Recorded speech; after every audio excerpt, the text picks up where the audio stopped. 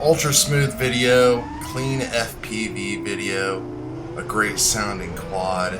That's what we want. Something like this right here. Sometimes it takes a little bit of work and knowledge to get there. A lot of the times we end up with a new build and we get stuff that looks like this.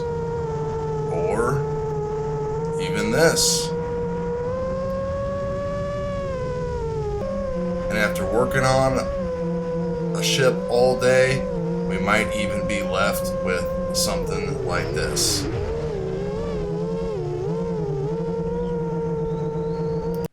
But there are signs out there when we fire up our quads for the first time.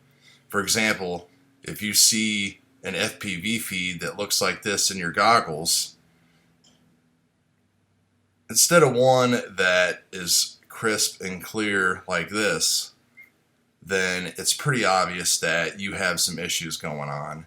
A lot of us are quick to blame components versus ourselves, whatever. But in the end, this is what we want. Ultra smooth video, anytime we fly, any time of the day. We also want the ship to fly great and have awesome performance. And that's what this series is going to be about. I'm going to call this Clean FPV. I'm going to go through all three of the cleanest builds that I have that run 5S and 4S. Some with brand new tech and some with some older tried and true tested tech, which is only 6 months old, some of it. But anyway, the results will speak for themselves.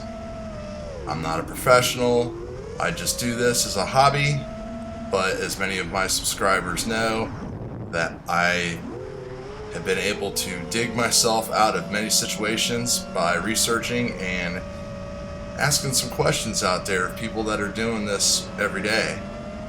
And whenever you get video like this, after some hard work, it's all worth it. So keep an eye out for the series. Talk to you guys later.